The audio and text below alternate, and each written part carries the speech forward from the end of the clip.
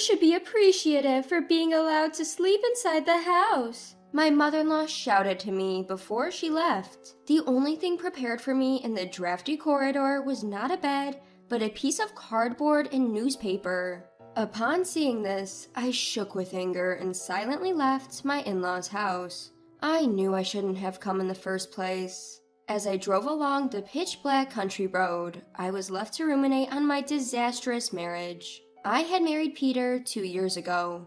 We both worked hard, just bought our house, and our marriage was in a good state. We would often talk about having kids next. However, our relationship with the in-laws wasn't exactly smooth sailing. Peter's parents ran a traditional restaurant, but it seems that my mother-in-law was unhappy that we weren't helping with it, let alone refusing to live with them. She also couldn't accept the fact that I was continuing my job after marriage, and she would call just to express her distaste whenever she had time. "When will I get to see my grandchild's face?"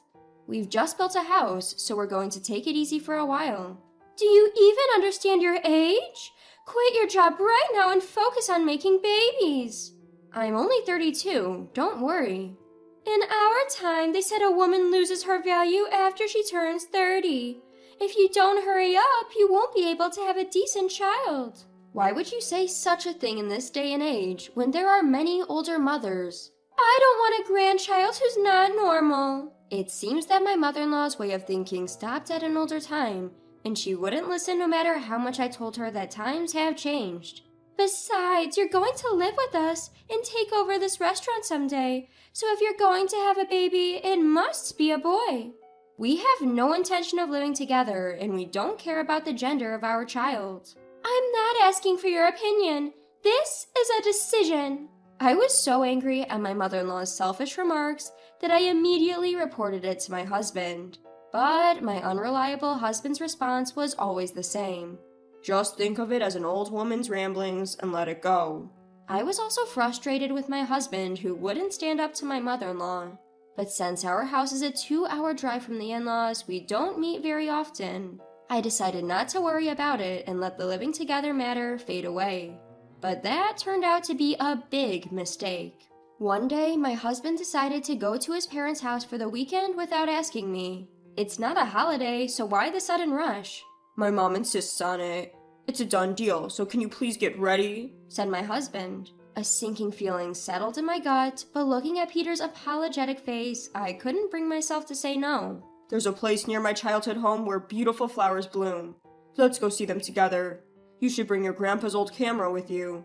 All right. I could tell that Peter was trying to be considerate. It gave me a small measure of comfort. However, as the weekend arrived, my foreboding proved to be completely accurate. "First, we're going to start with weeding the garden." "What?" "Stop staring into space and start moving," she scolded, grabbing my luggage at the entrance as soon as we arrived. "Wait a minute, why do I have to do this?" "It's for your training, to make you a proper daughter-in-law. If you don't listen, I'll soak your bags in the bathtub." "Wait a minute! My grandfather's old SLR camera was in that bag." Peter had disappeared into the depths of the house, and there was no one to help me. To protect the camera, I had no choice but to comply with my mother-in-law's demands.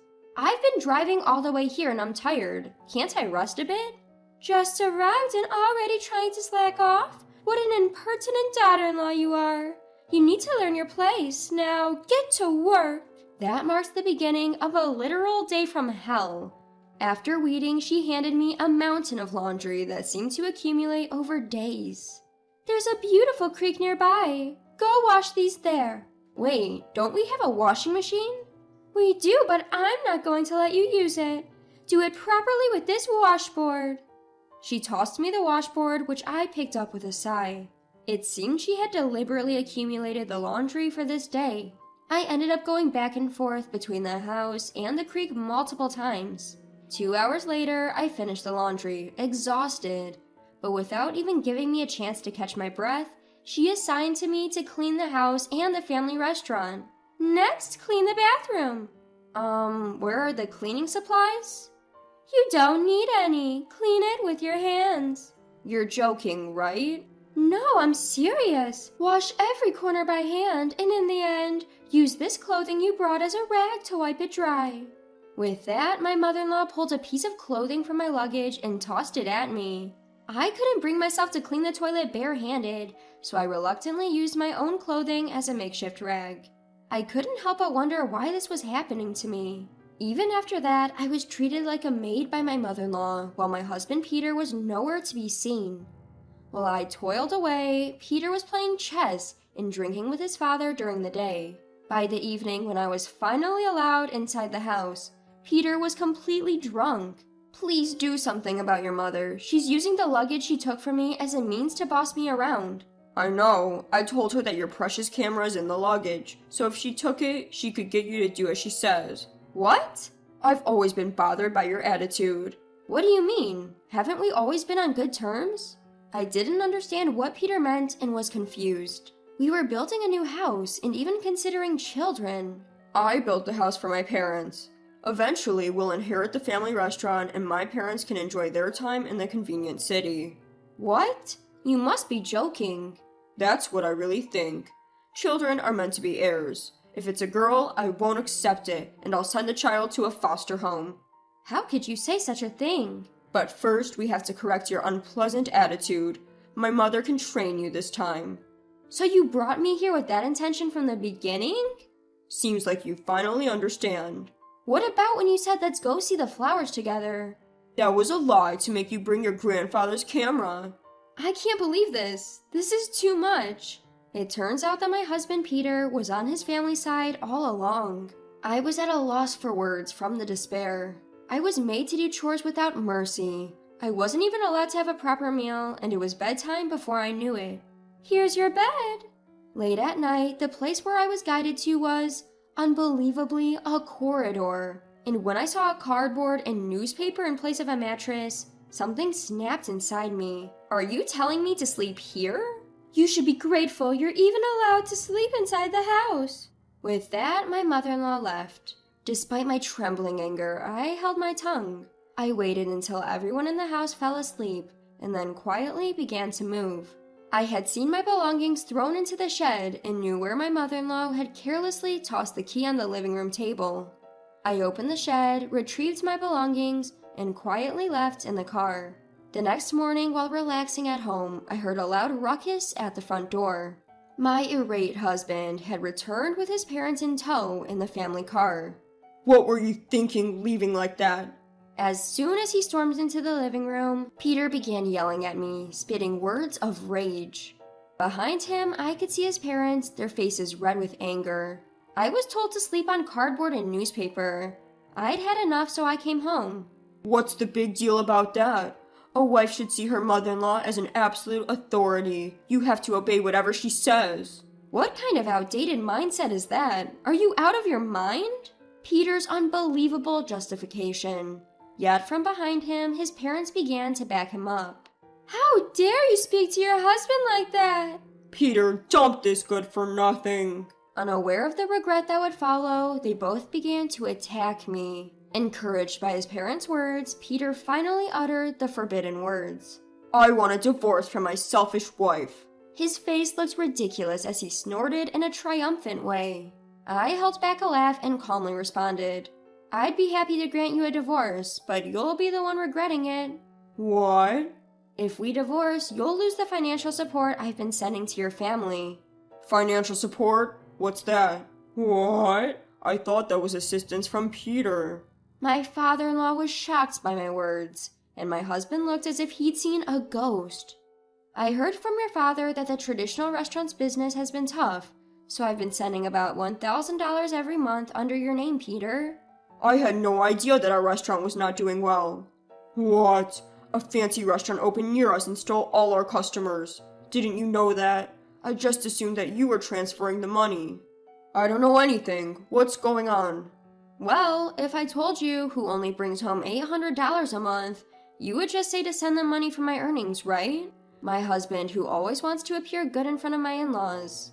If he knew the restaurant was struggling, he would undoubtedly try to send more money than he could afford. To prevent that, I was secretly sending just about $1,000 from my salary to him. Wait a minute. You only make $800 a month. You should be working at a top-tier company, shouldn't you? Why is your salary so low? About 3 months ago, he quit his job on his own, saying he wanted to focus on housework because I make good money. I protested as we had just bought the house. So now, Peter works part-time at a supermarket. Hey, we agreed not to talk about that. As my husband panicked, a new fact came out of my mother-in-law's mouth. So that's why you started begging me for pocket money? What's that? What's going on? Oh no, I messed up. It turned out that Peter had been begging his mother for money.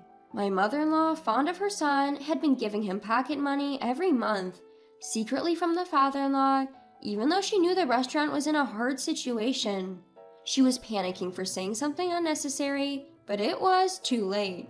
You knew we had no money, didn't you? And yet you've been giving pocket money to Peter? It was just a little. Really, just a little. Yeah, like $500 a month or $800. That much? No wonder we're short on living expenses. It seems like I was already out of the loop and a quarrel began.